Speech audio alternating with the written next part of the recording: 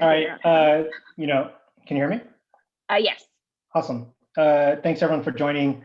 So I created this presentation and decided to entitle it "What Makes Us Perfect," us being Filipino Americans, for product management and leadership.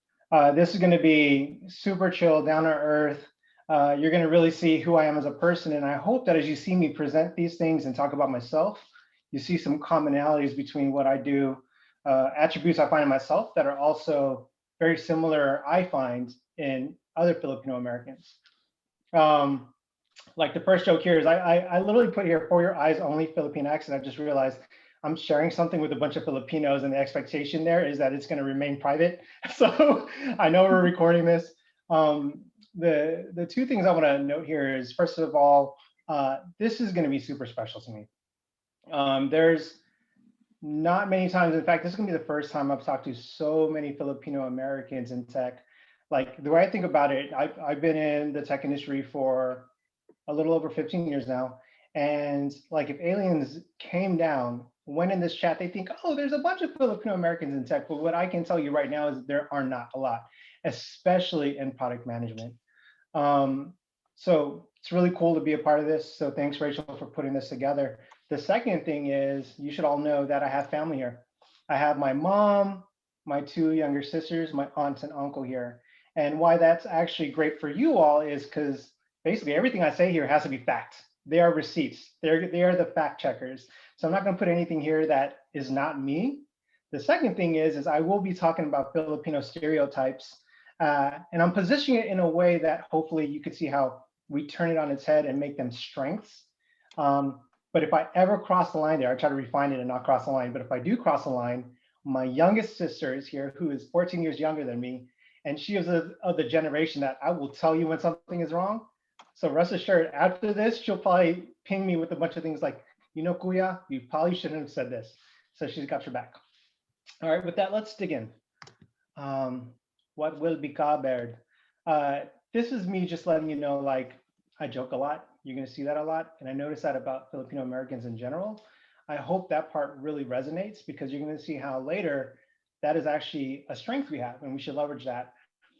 In this presentation, I will be talking about me, giving you a crash course in who Romy is, my career path, and then I'm going to talk about us, Filipino Americans. And then I think that's going to be a majority of it. And then I'm going to switch gears and talk about some resources you should look into if you're interested in getting into leadership, management, or product. And then there will be some time for Q&A at the end. What I ask is, if you are interested, like if you have any questions, go ahead and put them in the chat. Rachel will be able to moderate. And if there's something that seems hypersensitive or hyper specific, I should say, to a slide, we can cover it now. Otherwise, I will cover it in Q&A. So jumping right in, here's my work history. I have a computer science degree. After getting my degree, I became a software engineer. I was a lead front-end software developer and build master on AIM, aka AOL Instant Messenger for some of you other older people like myself. So between like 2005, 2009, if you downloaded AIM, if you signed in, if you sent an instant message, if you sent an away message, those are a lot of the things that I helped develop. And then eventually I switched gears and I moved into product. And as a product manager, I found myself in two startups. The first startup was called This Life. And what we did there was we got your photos and videos in the cloud. The way I like to think about it, it was like Google Photos before Google Photos. Ultimately, we were acquired by Shutterfly. Shutterfly at the time was solid at prints, calendars, photo books, all those things. It's like sharing life's joy during the holidays. And what they really wanted to do was, we understand that everything's going digital. How do we incorporate digital? So they acquired This Life to help on the digital side. After working at Shutterfly for a year and a half, I left and I joined Walker & Company, whose sole mission is to make health and beauty simple for people of color.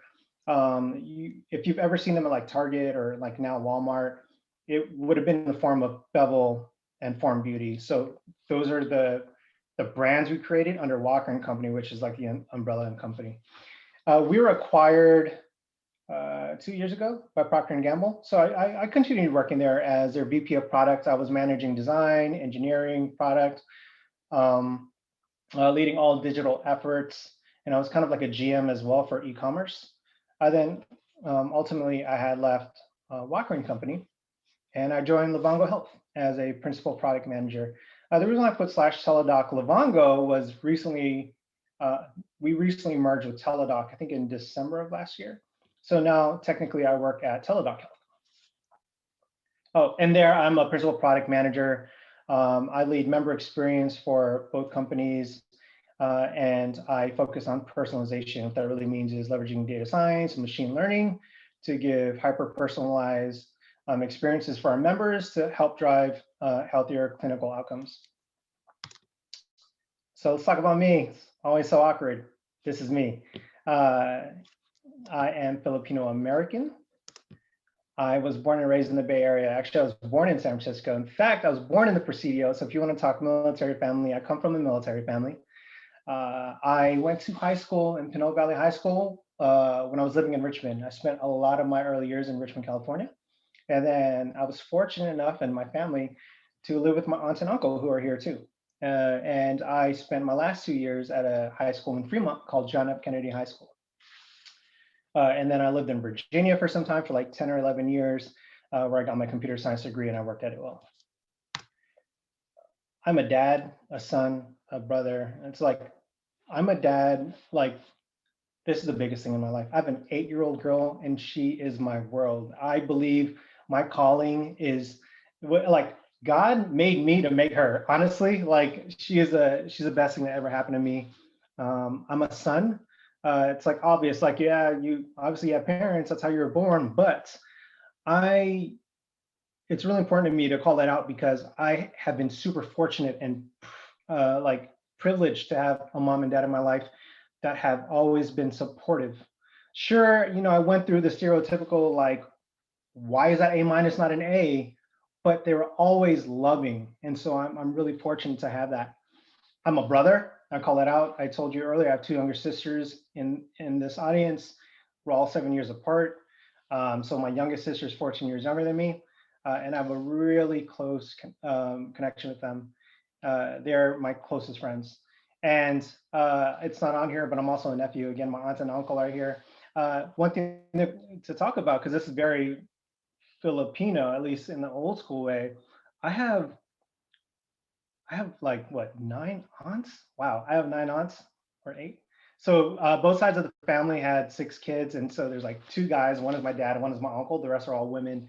So I was raised by a village of women. And that's why I think you'll see a lot of empathy show up in some of the things I talk about. I'm loyal, I'm resilient, and I'm funny. That's the way I think about it. I have a lot of other attributes. I'm loyal to a fault, and I think a lot of that Filipino American shines there, where your family goes through issues, and you're like, look, this is our issues. Don't talk about it with other people. And I think that's kind of where my loyalty was born. I'm resilient, and I think that's born from 2 parents that work multiple jobs, and going through that struggle. And understanding, look, we didn't go to college, but we're doing what we can to put you and your sister through college, right? Or get us into college, I should say. And that's where that resilience comes from. And I'm funny. My mom and dad will actually say I'm goofy. My mom has every right to say that because she's a little more serious. But my dad is goofy. Like I get it from them. And I like anime and video games.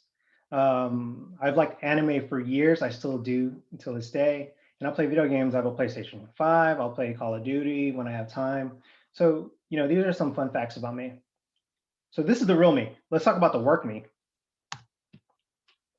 This is the work me. Nothing has changed.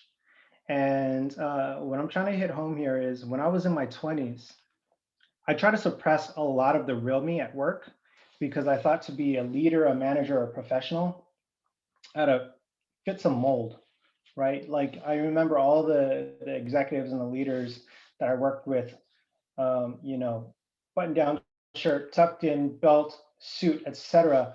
And there's nothing wrong with that. I love it. I appreciate it. You got to dress to what you want to become, right? But but I think I took it a little too seriously and I suppressed some of the Filipino Americanisms in me. Then as I got into my 30s, I started relaxing that a little bit. And what I realized was those things actually set me apart from my peers. And it actually helped me in my career growth. If you noticed earlier, this is like a stereotypical Silicon Valley startup in a garage. This is a garage. This is my daughter. She's waiting for me to get off work and we're going to go home together. So before I get into product management and leadership, I do want to talk about what is a product manager.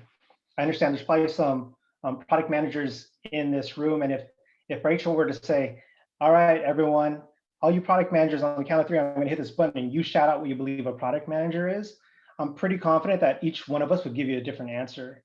And that's because product managers come from different walks of life, different journeys. The things we worked on has given us different strengths. It's also helped us notice like certain weaknesses.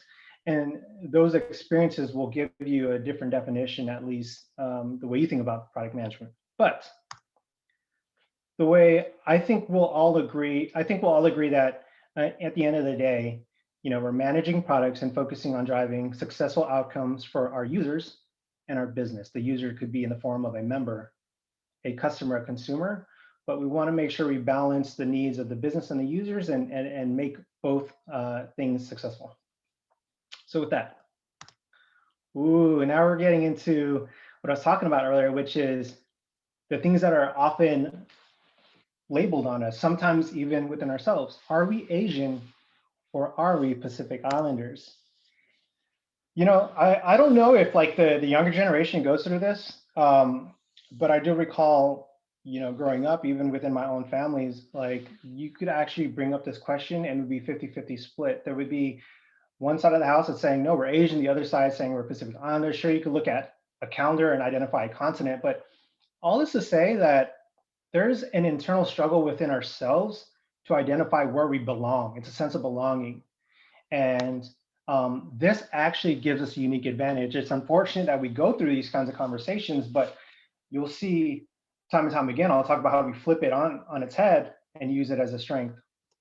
So how? Well, from the leadership standpoint, it helps with hiring. Hiring is such an important part of leadership and management. Always be hiring. You should be spending a percentage of your time hiring.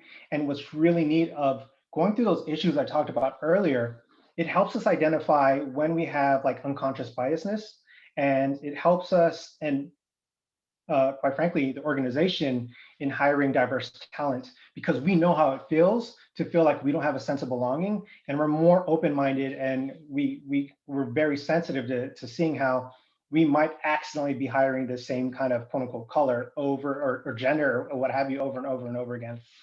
The other thing is respect, right? I think sometimes when, look, in our own, it's kind of like when you're like, I can make fun of my mom, but you can't make fun of my mom. Mom, I love you. I know you're out there. When it comes to respect, I think it's one of those things where when other people outside talk to us about like, are you an Asian or are you Pacific Islander? They give you this look like you're neither. It feels like there's a lack of respect there. It's pretty disrespectful. And I think we go through other experiences very similar to this. And over time, you realize when you're actually not being respected. And I think we're hypersensitive to that. And so as a leader, you want to call things out when you see something going wrong. Like, let's say I'm sitting in the office and I see someone from one team disrespecting someone else from the other team. A good form of leadership is either taking them to a room and talking to them, one-on-one and telling them like, that's not okay. But if it's really bad, you need to set an example and tell them it's not okay. Like literally say, that's not okay. That's what I do. And I think that's a great sign of leadership. For product management, it's actually also super valuable in the sense that we're considerate about personas. Again, this goes back to diversity. I'll give you a story. When I was working at This Life, we were pretty early on in the facial recognition game. In fact, some of this technology we use was acquired by Facebook eventually. I joined the company. I'm their first and only product manager. And I love the co-founders, husband and wife. They hired me. I'm super appreciative of it. Canadian family, and a lot of the photos that we would run through our facial recognition engine would be using them, and they're Canadian. And I should say, white Canadian. And so I remember when I joined, I started using some of the sample photos within my own collection to run it through our algorithms. And I realized, whoa, it's confusing like my mom and all my aunts. Whoa, it's confusing my cousins with my sisters. And so, as we go through these experiences, it's really helpful in the sense that when you become a product manager, you have to understand who your target demographic is. Often I see a lot of product managers fall into the trap that either they think they're the target demographic and they may not be. More often than not, they're not. Uh, and then the other thing is they think they only have one persona that they need to look at. As a Filipino American, a lot of us, quote unquote, being tagged as mixed, we know that sometimes you have to think about all the other personas that may be super important for the product you're building. Nurses and maids. So this is another thing. I'll talk about the nurses part. I don't have to like keep. I don't want to pummel this one, but I think we're all always known for like, oh, Filipinos are nurses, and what I don't like about that comment is there's a lot of truth in it, and I'm super proud of it. In fact, my aunt in the audience is a nurse. What I don't appreciate about it is the way it's said. Right? There's like a part of it like it's like a backhanded compliment, and I'm super sensitive to that. The other thing is when I chat with like my other Asian friends from like East Asia, they'll always be like I'd meet their parents and they'd be like, oh, you're Filipino. Yeah, my maid was Filipino. She was really nice. And it's always like, oh, that's good to hear. Like, what am I supposed to do with that? And it used to get to me at first. But then it gives us a unique advantage again. How? So from the leadership standpoint, look, we should learn from all the awesome friends and family that are Filipinos that have been nurses and maids because they are tremendous. They're doing work that so many people benefit from, and so many people refuse to actually, go out and try out for. And so I'm actually really appreciative of it. The things that I've learned from my aunts and my own family is how to be trustworthy, you know, for approachable leaders. Like, I noticed it when I was younger, but then once I had a daughter and I started going to the doctor's office more, it's really interesting how much trust you have to build with the nurses. And honestly, like I noticed that with my daughter, she would really trust the nurses over their doctors. I'm not saying that there's anything wrong with doctors, but that's to hit home that nurses, there's like some kind of care there that everyone feels, and we should leverage that. Being trustworthy as a leader is so important, and we're thoughtful.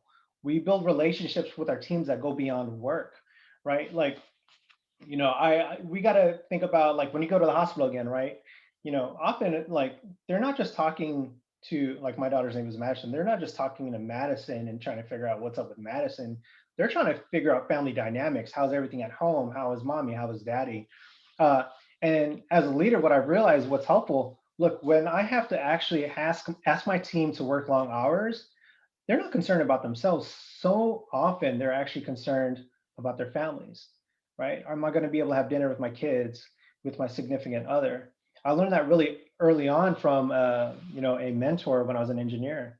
And so now what I do is I'm a little more thoughtful about it. I will be like, look, if you give me your significant other's email or address or whatever, I will send them a thank you card. I will send them a note. I will say thank you, because the time that they are spending with me is being taken away from them.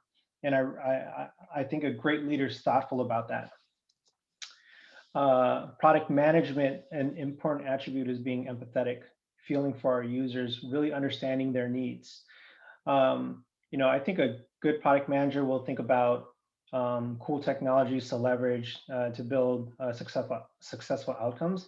I think a great product manager will incorporate empathy. It's not just about using cool tech. It's about understanding the end user's problems and coming up with solutions based on those problems. And it shouldn't be technology based. It should be problem solution based.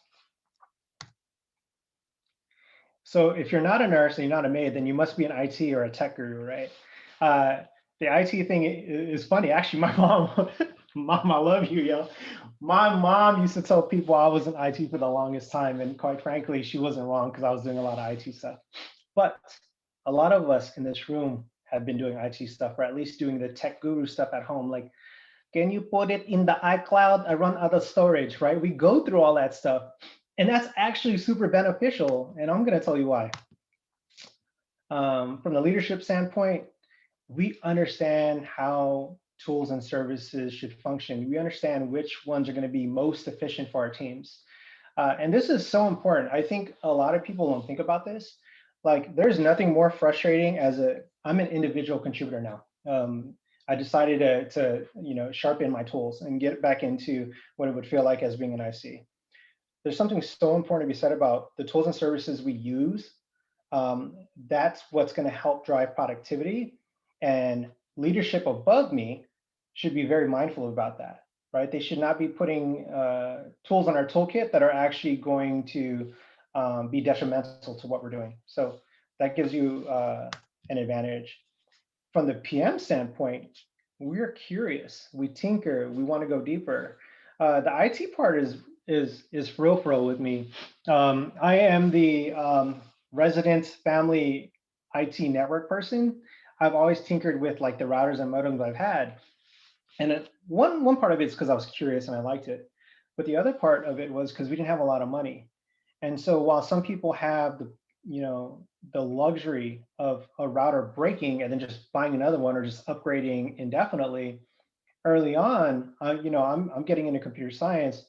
The router I have was a lot of money, and I do not want to ask my mom and dad for more to buy another one.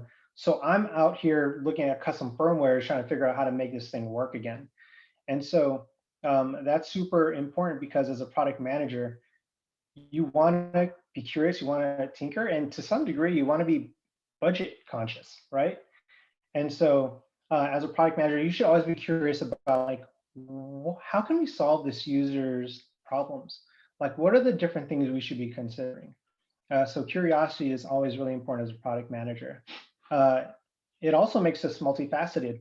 One thing that I hear a lot is product managers wear many hats. I think this goes along with it. But so much is like, it's not my job. There's this like, it's not my job mentality. And while I get it, you should be paid for the work you do. As Filipino Americans, and I take it with a grain of salt, as Filipino Americans that don't get these kinds of product leader type positions, you're gonna have to set yourself apart and show yourself. You're gonna have to do like double duty to show why you belong. And so if you can do IT stuff and you think that's gonna help something in the company, then do it. Example, at the 2 startups I was at, I was the one running IT. And quite frankly, that also helps with the budget because now we're saving 10, 20, $30,000 a year because I'm the one running the network. And what's really cool about that is I'm learning on the job. So I'm here to say, like, look, if we're doing IT and tech at home for aunts, uncles, mom, dads, siblings, like take that and apply it to wherever you are if you can. Another thing is Filipinos are cool and funny. And I gotta be honest, we are cool and we are funny. And we should leverage that. So I'll blow this up like really quickly. From the leadership standpoint, I think being cool and funny leads to building a great culture. Obviously, you have to be super mindful of many other things. But in a startup, what I've noticed is when you come in and you're warm, you're cool, you're funny, the people you attract have that same level of enthusiasm, or at least they seek it, right? And so as you start building those positive cultures, also leveraging some of the things I talked about, the things you learned as having family and friends that were nurses or maids, right? You start doing all that stuff, you start building a great culture. And that's really important from the leadership standpoint. The moment the culture starts to erode is the moment that people just want to leave the business. Communication is super important.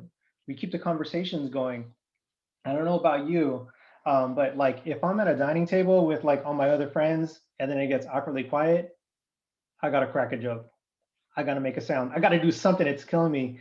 And I'm not saying I do that in an office meeting, but what I will do is I will find quickly something to talk about that is relevant to what I need to get out of this meeting and do it in a way that is potentially funny or cool, because that's what's going to draw people to be engaged. Vision. So, it helps us build great relationships cross team and then get everyone kind of like in the boat all trying to build something that focuses on a mission or vision of the company or the products. And the reason why Cool and Funny helps out there is, have you ever noticed like when someone across a pond, like in a different team, reaches out to you and they come out dry? You're just like, I don't know how to approach this conversation. Like, do I need to have my guards up or whatever?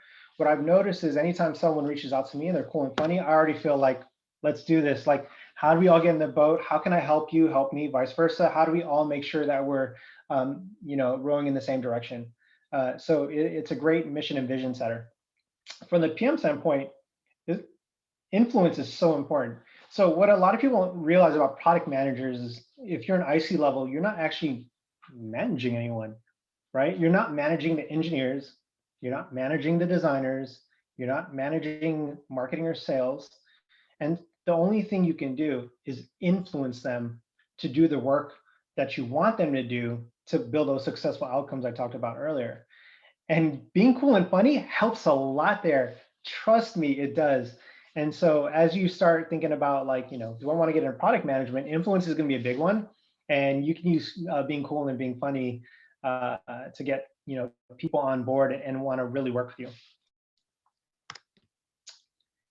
Filipinos are creative, kind of similar to the one I just talked about earlier, but we are creative. And, I think we should really leverage that. Um,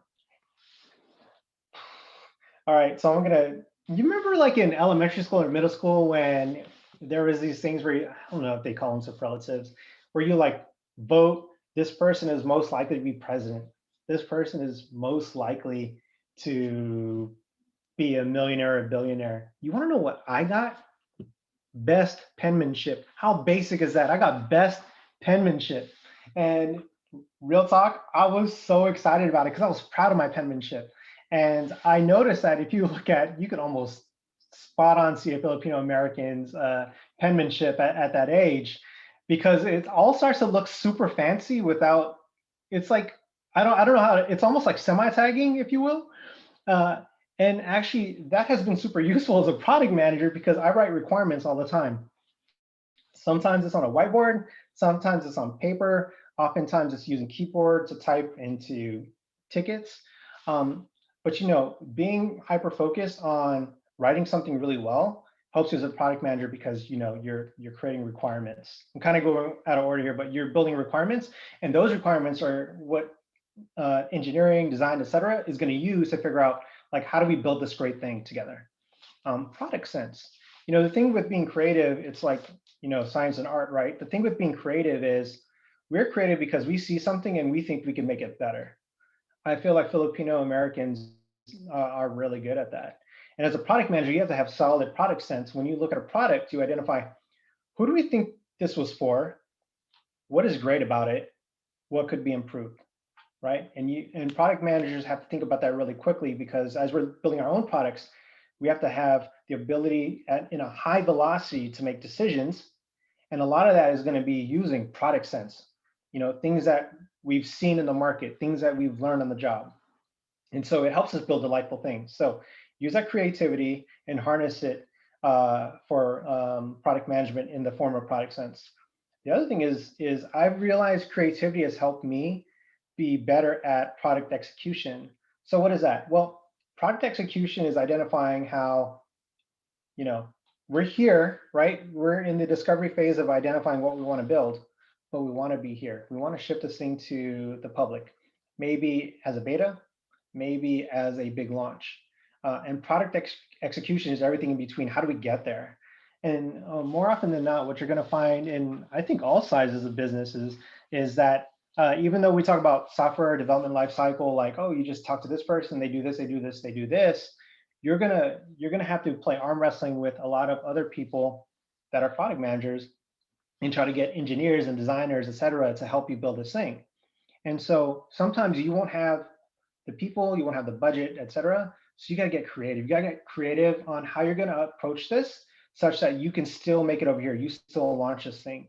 And creativity actually helps with execution. A lot of people notice that, but you gotta get creative sometimes. So, I talk about all those things. I have receipts for some of this. I don't want you all just saying like, oh, Romy's just saying these things, but he doesn't live it.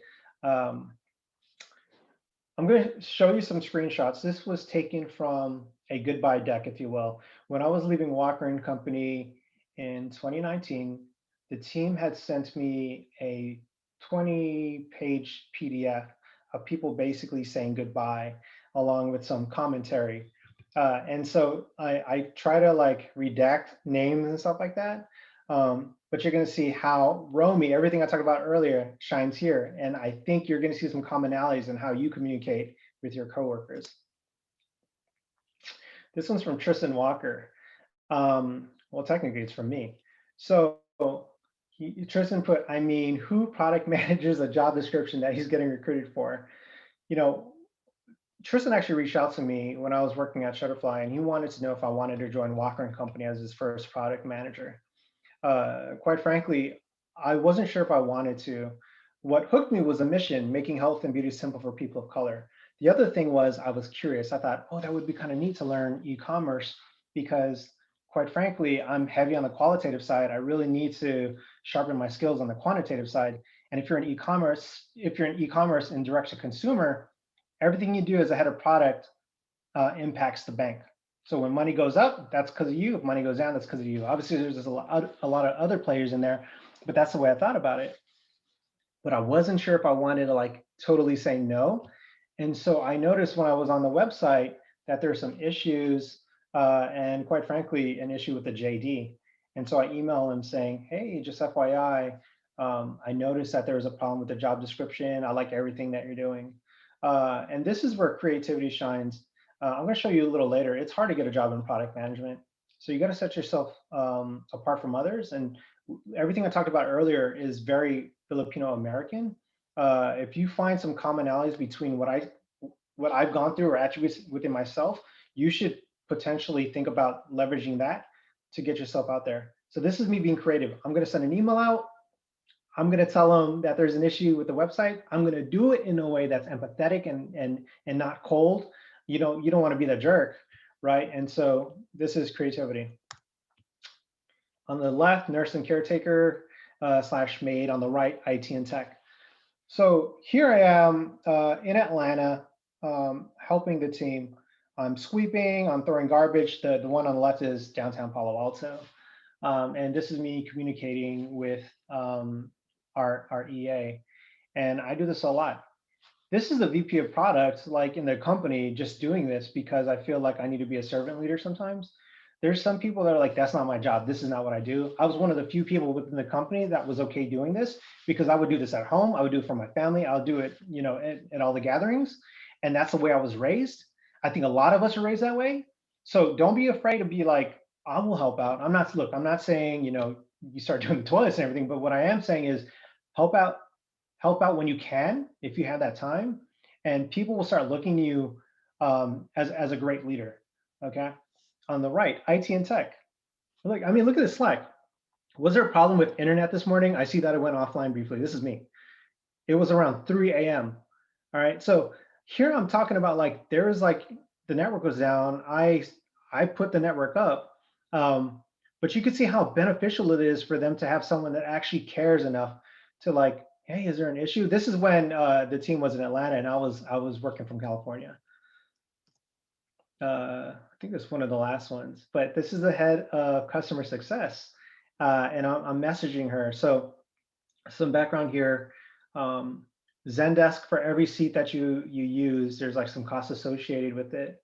And I early on at the startup, I used to be on Zendesk all the time. I'd reach out to members. I'd learn more about their problems. I'd figure out how I can make better products. And then eventually the team grew and we had better people to do that. But then there became a moment in time where I realized, well, we're launching these new things. I really need to get feedback fast. Can I be a part of this? And what you see here is none of that. It's me being real. F this budget, let's blow it up, LOL. I talk like that at work. I'm not saying do that with everyone. I'm saying like, look, that personality that I used to suppress has opened up a little bit. I don't get too wild, but I opened it up. And what I realized is I built a lot of solid relationships after doing that. And this is the final receipt. I'll tell you, my biggest fear, and it still kind of is, but this has helped. My biggest fear was my jokes being comedic, my LOLs, being funny, being silly, being quote unquote goofy. I feared that people didn't take me seriously enough, right? Like I here I am wanting to be a leader, but like, are people taking me seriously enough? And in 2019, we were at a leadership offsite, and there was a situation where, at the very end, the last activity was like the moderator said, "All right, everyone, for this one is completely optional. You are free to go, but if you stay, just know it might be a tough one. What I'm going to do is I'm going to put an index card down with your name, and I'm going to put them on different tables, and people are going to walk around, and they're going to put words on this paper about what they think about you when they see your name and who you are as a person within this organization." And as you can imagine, some people left, right? Because they figured that they might get like some tough feedback, because that's what this was designed for people to get that open and honest feedback, to give and take. And so when I got my card, I saw this. This was my card. The circles was that was an exercise of the moderator saying, put things together that were very similar. So excuse that. But if you notice here, as goofy as I am, funny only came up once in this index card. And this was really telling to me. And I'm super proud of this card because this whole time for, I don't know, 15 years, I thought I might be too goofy to be seen as a quote unquote respected leader. Oh, yeah. So I thought I wasn't going to be seen as any of these things. But funny only showed up one time. And this was really meaningful to me. What I want you to take away from this is be yourself. I think often as Filipino Americans, we are uh, we are taught to suppress the Filipino isms in us. And I'm not saying that you should just open it up and just completely be you and be wild like you were at home or at a party, but consider loosening up a little bit and thinking about how the stuff you're doing actually could set you apart from other people. So some resources. So, I talked about us. If you're interested in getting into product management or leadership or management, I have 3 books I recommend. And these books are, I think a lot of people would recommend them. So it might be very, oh yeah, everyone talks about them, but I'll talk about them anyways, just in case you find them interesting. This one's from Marty Kagan. It's called Empowered. It's a relatively new book. I'm halfway through it, so we'll see what the second half looks like. But I'm really enjoying this book. Um, what what you're going to find when you read this book, which is really neat, a lot of the things I talked about earlier that are Filipino Americanisms, actually he references in this book to some degree to talk about how you can build empowered teams to do great things. So if you're interested in management and leadership, even product management, I recommend this book. Really, really recommend this book. This one I really like. So this is called The Making of a Manager. This is from Julie. She was a former VP of design at Facebook. She's no longer there. I think she left last year. She was like early Facebook. I don't know, sub 200, maybe sub 100 employees. I want to say she came from an engineering background and then found her way in design, and then she moved up the ranks there. What I really love about Julie's book is she touches a lot on using empathy and being thoughtful in her approach to management. And you can give direct feedback, open and honest feedback with someone without being a jerk. And so a lot of those things really resonate with me, and they're probably going to resonate with you if you find some similarities between us in terms of like the nursing, caretaker, all that stuff. And finally, cracking the PM interview. This is an old book. Do not get this book if you think this is what's going to get you a job at one of the FANG companies. Do get this book if you want to see what it's like living the PM life of having to balance qualify and quantify. What that really is like, how do you make sure that you're building great designs, right? But also being very mindful of analytics. So you're going to see how like you have to be analytical, and really be metrics driven, because what doesn't get measured doesn't get improved, doesn't get built. But you also want to flex your other side of product sense, the thing I talked about earlier. So this is neat from that standpoint. There's many other resources that you'd probably want to look at if you're trying to quote unquote crack the interview. And this one is this is a tough one, but I hope you get something from what I'm about to share. It's not easy getting into product. In 2020, it's just last year in February, I was at Walker and Company for 5.5 years. And I had finally told Tristan Walker, the founder and CEO of Walker and Company, my boss, I said, you know, Tristan, the business is in a great place. The team that I work with doesn't need me anymore. I feel comfortable, like if I left, that things would be left in good hands. And this is February, and I decided to leave. Well, we all know in March, the COVID news dropped, and it started, you know, basically what the news was is, whoa, these companies are going to shutter. These companies are going through hiring freezes. No one is hiring, et cetera. And I started to panic because I'm like, what kind of timing is this? I leave the company. I'm a single parent. I have a mortgage. And I want to make sure I'm not putting my daughter in a position where this is not going to be good. And so I go back quickly on the job hunt, and this is how it turned out. You'll see here that rejected, rejected, rejected, rejected, rejected, rejected, rejected. I started applying to all these companies. This is, look, as you can see, it goes below this. I started applying to all these companies and it got rejected. In fact, I take feedback seriously. Row 16, Netflix. This guy sent the wrong resume. Like, that is the most un-PM thing to do. I was so disappointed in myself. I was like, that will never happen again. But I want you to know it's not easy getting in product management, but it's rewarding. So if you're going to get in product, or if you're going to get into management or leadership in general, and you feel that drive, but there's something holding you back, don't be afraid to be rejected. A lot of times, I think they say like apply to 100 places, hear back from like, I don't know, 10, and then get one. Like, I want you to go out there and do it for yourself. Like, go out there. We have the resilience built into us. Let's leverage that and give it a shot, because we need more Filipino Americans in leadership roles. And I'd love for you to help those numbers out. And finally, I was like, stereotypical product manager, let me Google something. I'm going to look at Filipino proverbs.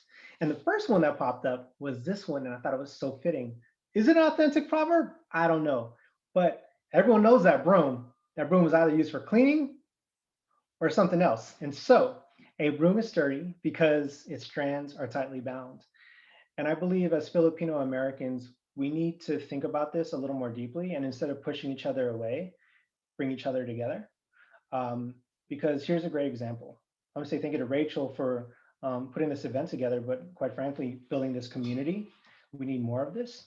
I would not have known that this community existed if it wasn't for a friend, Danielle, who told me, hey, welcome to Livongo at the time. Have you heard of this community? And she sent me over here. We need more of that. So I'm gonna sound like I'm like Rachel's lieutenant here. I have nothing to do with this program, but if you have other people that are Filipino Americans that could either get value or add value to this community, please send them over here, because we need more of this. All right. And that's it. Thank you.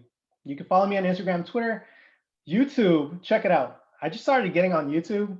You need 100 or more subscribers to get a custom URL. Your boy got like 32. So you got to Google me if you're looking for me on YouTube. That's it, Rachel. All right, thank you so much, Romy. So we did want to leave this time for questions. So I think if you have a question, you can just, if you feel comfortable, you can take yourself off mute and ask it in person, or you can put it in the chat. Either way, we would love to hear some questions. Any questions? I can go with the one question I have. Do it. No, just to break the ice. Can you just kind of go over like what is a typical day for you as a PM? Oh yeah, I don't think there's a right answer for that. I think generally speaking, it depends on what I'm doing. and where I am in the product lifecycle of something I'm building. I think generally speaking, what you're going to find me doing is I come in a little earlier to get my mind right. I want to be in the right headspace. I might look at emails, I might look at metrics, and that'll set the tone for like my plan of attack for the day. Uh, on some days, I'm in a stand up where I'm making sure everyone on the team is unblocked, trying to figure out what they need to get their job done as efficiently as possible. You'll find me working cross team with other stakeholders to get their input, potentially giving them input, and making sure that we're all aligned on what we're trying to build. Um, let's see here. I do a lot of, a lot of people don't want to say it, but I do a lot of project management. I do some design. Look, you'll find me in Figma, you'll find me in Sketch if that's the tool of choice with the team I'm working with. You'll find me creating Jira tickets. You'll find me doing QA. And so it depends on what, where I am in the life cycle, but I'll do all of that stuff. Awesome. Okay, some questions are coming in. So the first one's from Anne, and she asked, did you do any formal training for your PM role when you switched over from engineering? She said, did you take any classes or certifications? Oh, that's a great question. So it's interesting. Let me tell you how I got into product management. When I was an engineer, I found myself doing two things. One, I was a front end developer, and I would like the product managers and designers would throw requirements my way, and I would build those requirements, but I'd probably build like 2 or 3 different prototypes, like potentially better solutions. Sometimes they would take it, sometimes they wouldn't. So that was one thing that I noticed I was doing a lot. And I was like, I don't see a lot of other people doing this. The second thing was I noticed when I was with my peers, a lot of them like, senior principal architects in this meeting, again, I'm in an engineering side, we'd be chatting with the product managers in a room. The PMs would leave and the engineers would bench. They were so upset with the product managers. And I used to think I was like young and I was still so green. I'd be like, well, we should bring them back in the room. We should talk about this. And they were like, yeah, let's do it. And I would bring the product managers back in the room and it was like crickets. They would not be saying anything. I'm like this, I don't know, 20 something year old. I'm like, okay, I guess I'll facilitate. Well, product management positions started opening up within the same company. And the PMs that I used to work with that saw me do all this stuff reached out to me, were like, hey, are you interested? Do you want to apply? And so I applied and I interviewed, and that's how I got the job. The formal training was all on the job. Now, in terms of certs, I didn't get like, I guess you can say they're certs, but they're not like really, they're not like legitimate certs. At least I don't think they were. I was young. Who knows? Maybe they were. But I went through a lot of project and program management courses that set me up to be great at creating epics, retrospectives, and all those things, which are all very valuable when you actually become a product manager. Okay, awesome. And then, so the next question is from Kayla. Shout out to Kayla. She's my right hand. So any other questions, you can reach out to Kayla. Hey, And her question is, as a product manager, did ethics ever play a role in how you guide the product development, like considering consequences of a product? I was thinking of like the maker of the infinite scroll and social media addiction. oh, that's a great question. Let's see. I bet you a little bit of that played in on AWOL and Instant Messenger because that was like communication and social based. Um, but I didn't think about ethics as much at the time, to be completely honest. I obviously wouldn't be building anything that would be potentially bad for the users. I obviously focus on security and all that stuff. Like that's just being a great engineer and a great product manager. Um, I had the good fortune though later on in being very thoughtful about what roles I wanted to pick after AOL Instant Messenger. And so like Walker and Company's whole mission is to make health and beauty simple for people of color. Look, I grew up in Richmond, California. I think outside of like 3 or 4 homes, everyone else was Black. When I was growing up, I had acne, I still do. My friends had razor bumps and skin irritation. This whole time, we all thought we had acne. When I talked to Tristan Walker about Walker and Company, he was talking about this thing called Bevel, which is a shaving system designed for people with coarse curly hair. And if you ever notice Black people with razor bumps and skin irritation, like that's actually something that you can like help solve, right? In a number of ways. We can't fix acne, but we can fix that. And I was like, whoa, like why didn't I wish my friends knew this back in the day because there wasn't a solution for me, but there's something for them. And so ethics is kind of inherent in a diverse team because we're constantly thinking about like things like, well, that wouldn't be great for my family. That wouldn't be great for my friends. That could be hurtful for some people I know. And so I think it all comes down to the way the culture is. And that's my point of view. I have never been in a situation though where like I think some of these bigger companies it becomes a little more challenging to be fair to them. Like, you're working at Twitter, right? That's a struggle. You're making good money. You're working at a great company, but there's also the ethics play in Twitter. Same at Facebook, and I get it. I haven't been able to. I have not been in a situation where it's something that I can't sleep at night over. Thanks. So the next question is from Abby, and she said, what kind of prep do you do for a PM interview? Everything. Small question. Everything. So, first and foremost, I want to say that when I go to my interviews, if it's a company I'm really, really passionate about, I will come in with some slides pre-made showing how I think I can add value for the business. A lot of the times, honestly, these people don't want to look at it. They are busy hiring managers, HR people, et cetera. They don't want to look at it. But I come prepared anyway. So one, that goes back to creativity. Like, you got to set yourself apart. That's one way I prepare. The second way I prepare is I will find quiet time. Like, I will sync up with my daughter and we'll talk about, this is the fun one. The first part, not so fun. I'll sync up with her and we'll find a time where like daddy can like find quiet time to study. So I'll study and I'll have paper and pen. I will not be typing. I'm actually a big typer unless I use stickies. I'll do stickies for notes. But I will have a blank sheet, a stack of blank sheets of paper, pen or pencil, and I'll start thinking about like, what is the mission of this company? And that actually helps me identify if I even want to work with them. And I start noting like what products they have. I'll go on their website, do the the basic Googling of what they do, figure out like recent news about them. I will like, it's like I'm a PI. I'm a not Philippine Islands. I'm a private investigator looking into what they're doing, and I leverage that because when I go into the interview, then I want to make sure that I show them, look, I've done my homework. I care about this job, and I'm really interested. So those are some of the things I do. Obviously, the second part. This is the fun part. Now that my daughter is older, the thing I've been doing when I was going through the job hunt is I would recite. I would actually do Q&A with myself. I would guess what a recruiter or a hiring manager might ask me or interviewer, and then I'd figure out what kind of response I would give. Like literally talking to myself, and I would do this in front of my daughter, and I would say things like, I was rambling, or I could have done better there, and then I would try again. All this so my daughter can see, like, daddy doesn't get these jobs, like, and it just happens, it's super easy. I want her to understand that, you're gonna have to struggle and you're gonna have to do a lot of practice to get somewhere. And so that's how I get ready for an interview. I will literally talk to myself.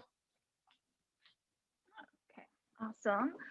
Thank you for that answer. So the next question is from Alex, and he said his question is, he is a startup and he is looking for a PM. Do you have any suggestions for him? This is Alex? Yes, Alex. Alex is looking for a product manager? Yes. Alex, are you trying to hire me, Alex? I'm just kidding. Well, look, here, okay. The way I would go about it is, this might touch on ethics a little bit. At Walker & Company, we really wanted to build a diverse team. And I told the head of engineering, what if you built a plugin that would take the hiring tool we use and it would obfuscate the names and the faces of the people that came through. That way we could see them from what they're worth, look at their actual resume versus their name and the color of their skin. And so we did that for some time. Later on, I just started being hella direct about what I was looking for in the candidates. Like, I would love to hire someone that was a person of color, that was a woman. Like I would actually list out exactly what I was looking for to build a more diverse team. And so, Alex, my recommendation to you, it all depends. Look, I know it's challenging. You want to fight the good fight, but there's HR and everyone else in a company. My recommendation to you is sync up with your manager, sync up with HR, identify like, you know, what kind of things can you talk about out there? And then throw out those job descriptions out there. You can work with HR, you know, they'll put some money in a LinkedIn account to promote it.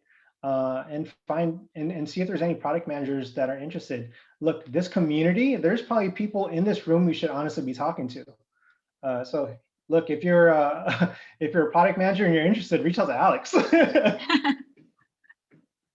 Good point. Good point. Okay, so the next question is from our Mac, and the question is, based on the experiences you've had, what alternate paths might you consider in the future that are not PM related? Ooh, I don't know who's asking that. RMAC is my sister's account. So it's either two of my sisters or my mom. Mom, are you trying to find out if I'm trying to do something else? That's a great question. You know, when there was a time where I was like, I want to retire at an old age. I've never. I guess it's one of those things where you don't know anyone that does it, so you don't think you could do it yourself. I was like, I want to retire early. I'm like, how do you do that? Filipinos don't retire early. I always thought I would retire at an old age and become a teacher. I think that would be really cool. I honestly still want to do that. So we'll see how that goes.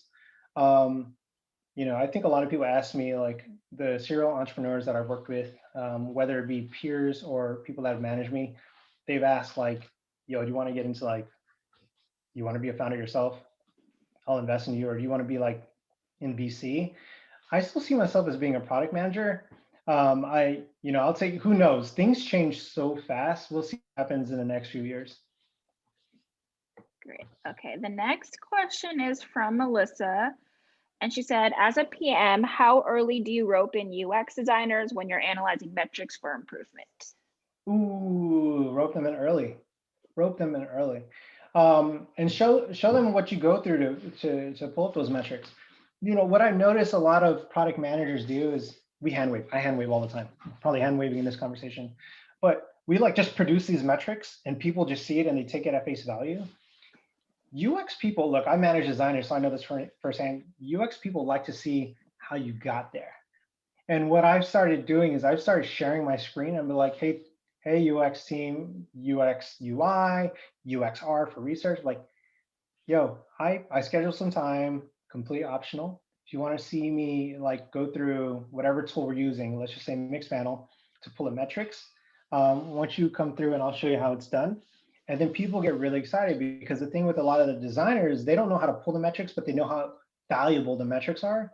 Because the moment you start, I think product managers will talk about conversion rate, right? Like in e-commerce, we think about 5% of our members actually purchase a product after landing on our homepage, for example. That's a great metric. And obviously I need to keep that in mind as I'm figuring out how to increase that conversion rate. But designers want to know like, okay, well, can you tell me all the steps that happen between 100% and 5%? Because I want to figure out like how to improve it. If you show them how the sausage is made early on, then they can work with you and figure out what do we need to do to, you know, look at the biggest drop in the funnel and improve it. If they don't see that, then honestly, a lot of the times they're going to think that you're just coming up with product requirements because of a single metric.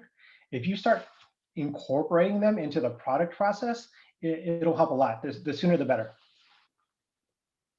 Okay, awesome. And the next question is from Gianna. I'm not sure if I pronounced that correctly. Sorry if I didn't. And our question is, can you talk more about the difference between being a PM at a startup versus a large org? Would you recommend starting in one size of a company over the other? I'm an almost grad currently job searching, and culture, role, responsibility is important to me. Oh, wait, what was it? What's important? Culture and what else? Role responsibilities. Oh, then a startup is straight up what you want to do. So the thing with a big, oh, okay, here, actually, let me start at a startup. There are probably going to be some product managers here that come from big companies and like, Romy, we got to talk offline. That is not true, sir. Let me talk about startups because I can speak directly about startups. In a startup, you'll make huge impacts on everything you do as a product manager. In fact, you learn so much about all kinds of things that are outside of product management. In fact, you will be one of the key people driving positive culture within a company. So your role, your responsibility, improving culture, you set that tone, which is really neat in a startup. When you go to a big company, some of that's already set. And I'm not saying that you can't be a force of positive change, but it's much more difficult in a big company to do that. Like you look at all these big companies in the news right now, you'll see there's like squads of people putting themselves out there trying to improve culture and stuff, and I love it. Big companies are listening and they're trying to improve, but it's much more difficult, right, than a 10, 50, a 100 person company. And so I would recommend going to a startup. Now, there's also something to say about big companies. You get a big company on your resume, and that could be the thing that you use on everything, like X Google, X Facebook, right? You put that on your resume, and everyone's going to want to try to hire you, right?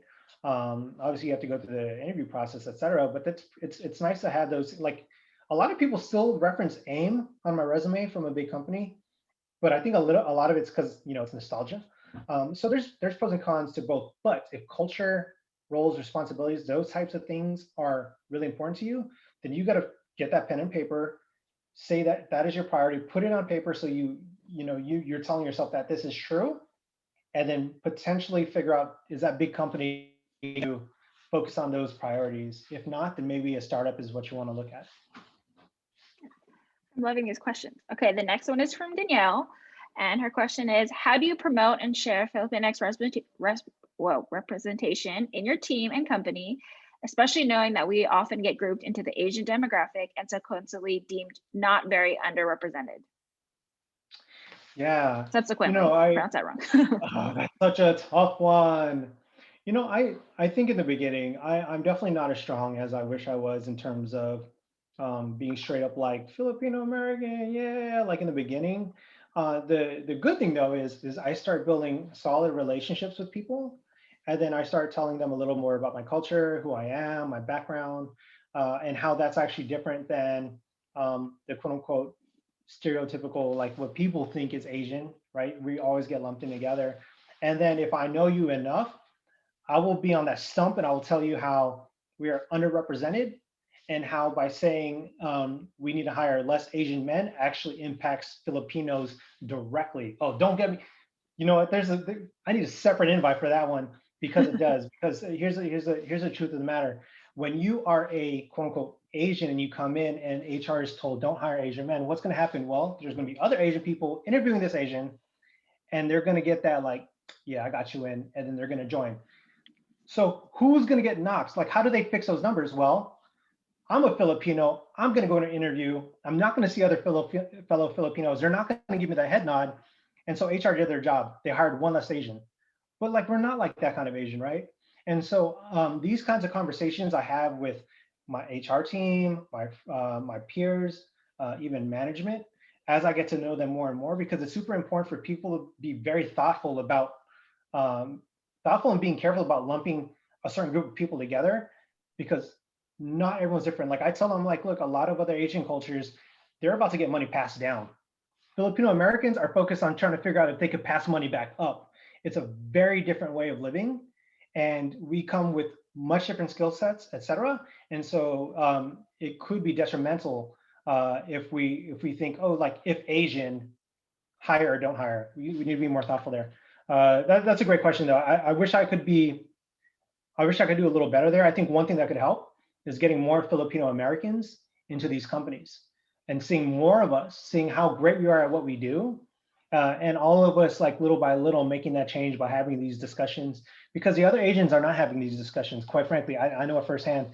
I could walk into a diversity and inclusion group, 100 people. Guess which Asians are there? The Filipinos. Like all the other ones are already represented, so they don't need to go to these things, right? They're okay. My people are okay, but Filipino Americans not so much so. And so that's why I think the more we get, the more we can, we'll have an opportunity to like speak about it in much more impactful ways. It's hard to be like one person within a company doing it. You get more and more. It's much more effective.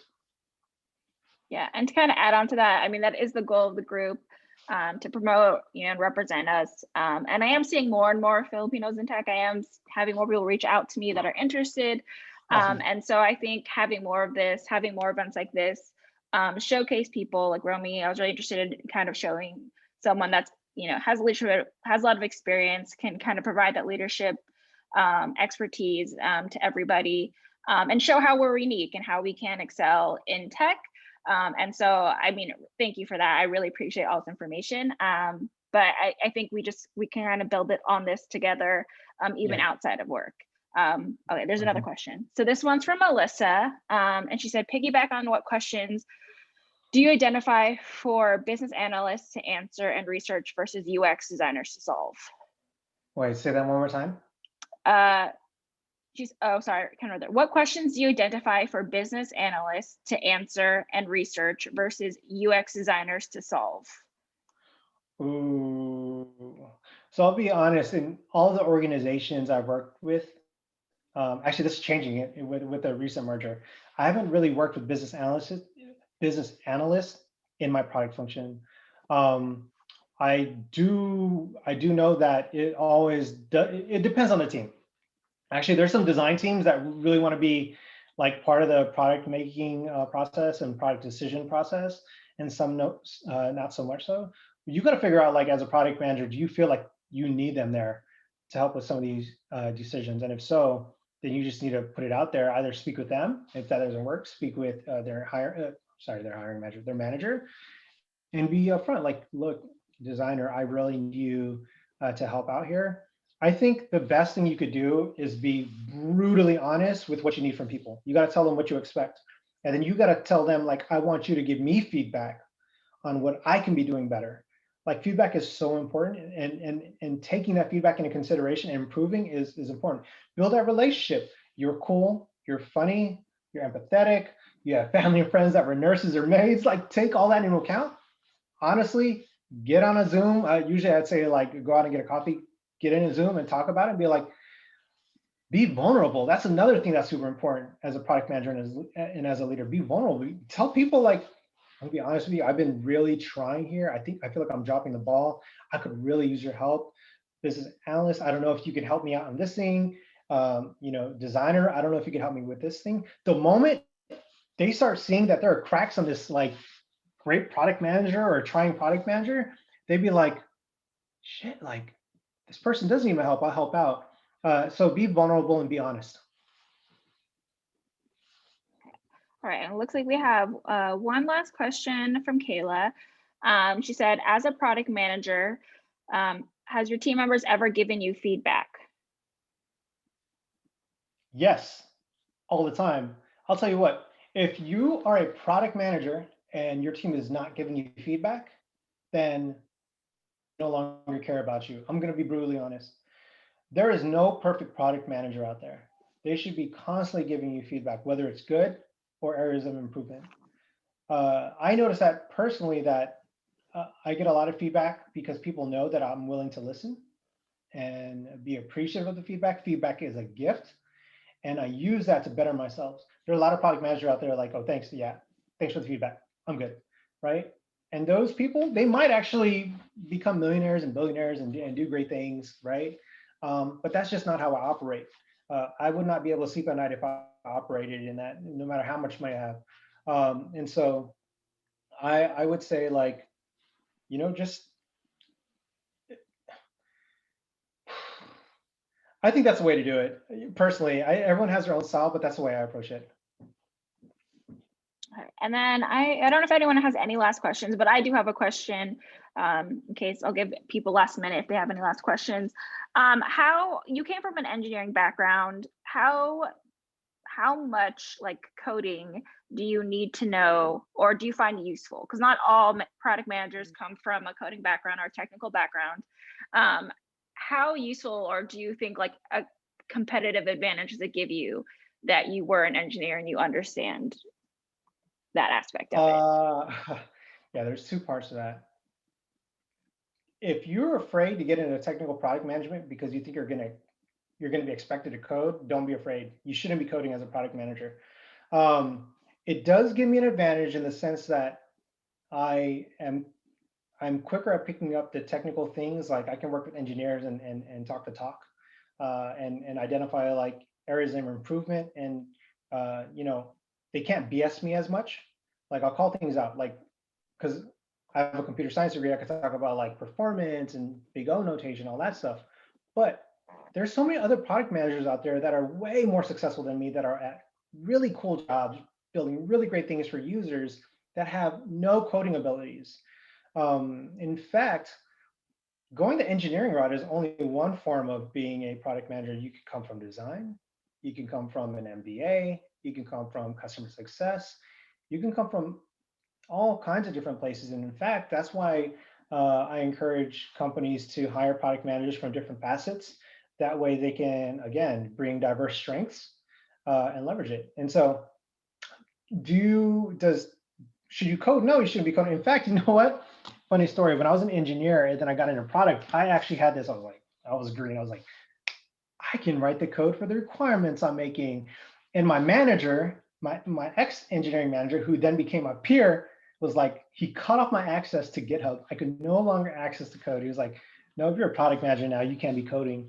And I was kind of bitter because I was like, I do miss coding a little bit, but he was a leader in that respect. That was one of the best things that he could have done for me, and it taught me really, really early on that if you are a product manager that's coding, you could be doing a disservice to your team.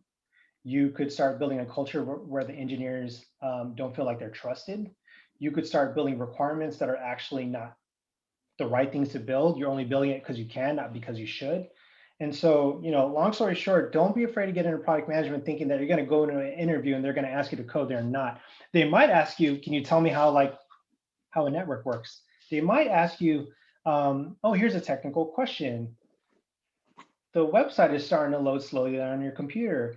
Can you find the root cause? This is root cause analysis. Can you find the root cause of why this might be happening? Well, you don't need a code to figure that out, right? You need to be thoughtful about how like networks work, et cetera, but you don't have to code. Okay, well, and then so I see one. Kayla didn't really put in a question, but I'm going to kind of ask it for her. So she was kind of asking if you have any advice for kind of defining expectations from like a manager and how to prevent like not meeting their expectations. If you have any advice in terms of kind of excelling and kind of, I think having evidence for yourself for how you can promote, like, because a theme that I've heard from people is like not being able to get promoted or having, kind of that just not being able to take space, being very Filipino in that aspect of like not making, not voicing their opinion and things like that. So. Yeah. Did you say Kayla? Was it Kayla? Yeah, that was Kayla. She just put a comment and I made it a question. I feel like Kayla knows what's up. Look, I think you used the term evidence. The first thing I would say, if you're not doing this already, have I'm going to say Google Doc, but some kind of form of document that you have in the services that your company provides.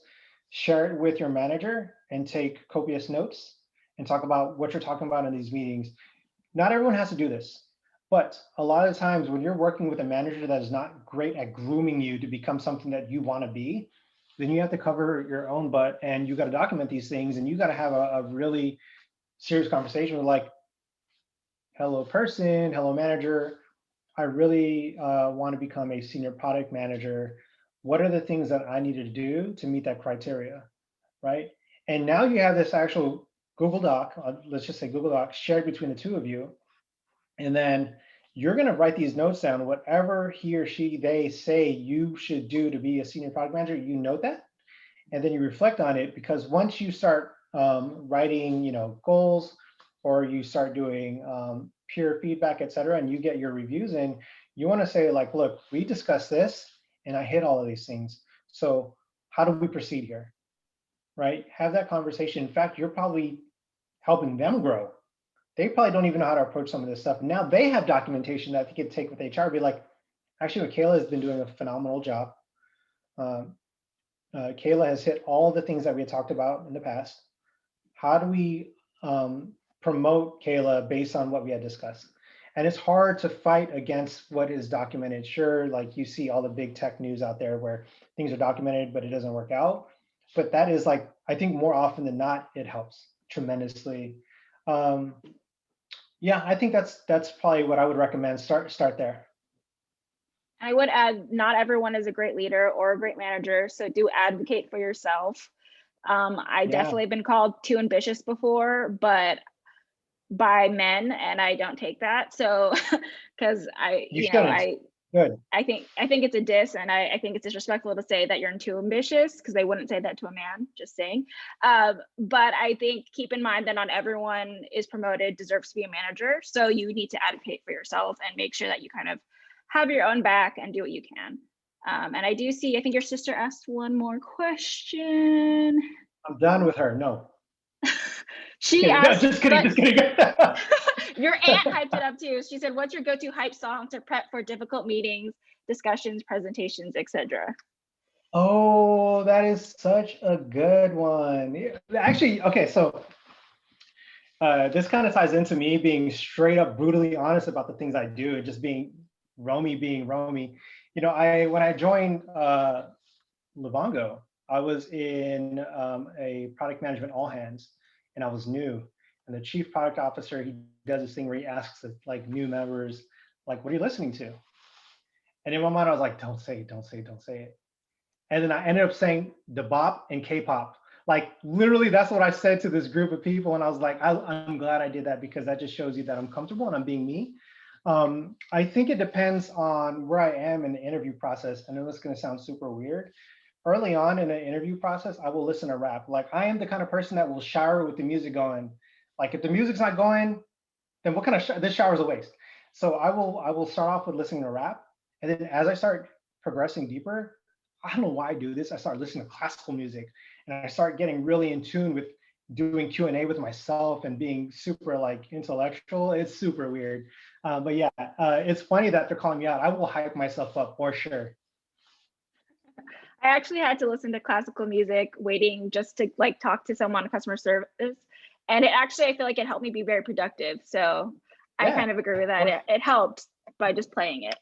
I don't think Yeah, there's yeah. any other questions. This will be recorded. I'm going to edit out the very beginning where we're just kind of talking, but we will share the video. If any other last questions, if not, I thank you so much, Romy. Like I learned a lot. I really enjoyed this. If anyone else wants to kind of share in different whatever field they are, whether marketing, sales, HR, anything within tech, we are going to be doing more of this series, kind of sharing insights so that we can all help each other. So please reach out to me or Kayla. And Romy, as you can see on the screen, there's our best ways to contact him. So I don't think there's any more questions. But I want to thank everyone for attending. Of course, special thanks to Romy for making this deck and for sharing such important information. I really enjoyed this. I hope everyone else did, because I liked it a lot. Well, thank you. Before we call it, I want to say thank you for this opportunity. It was really fun. Again, this is like the first time I've ever done it. I hope it's not the last. And I know there's a lot of other product managers in here. I am going to say, I encourage you to speak up and talk to Rachel and see if you could participate, because I want to learn from you. And thank you for all the questions. They were great. That was fun. Yeah, I appreciate it. I loved all the questions too. Okay, so we will share it, and yes, so sub Romy on YouTube so that he can get his Give me my subscribers. 100 subscribers, yo. Let's get him to his 100 subscribers. Yeah. I'll share an email after. I'll see if Romy can maybe share the deck, and we can share that with everybody. Yep. And then we'll share his YouTube to get him to that 100 followers or Sounds subscribers. good. For sure. All right, thank you so much, everyone. Have a good night. Thank you for coming. Feel free to reach out to Filipinx@gmail if you have any questions, anything like that. I'm always happy to hear from you. All right. Thank y'all. Bye. Good night, everyone. Good night.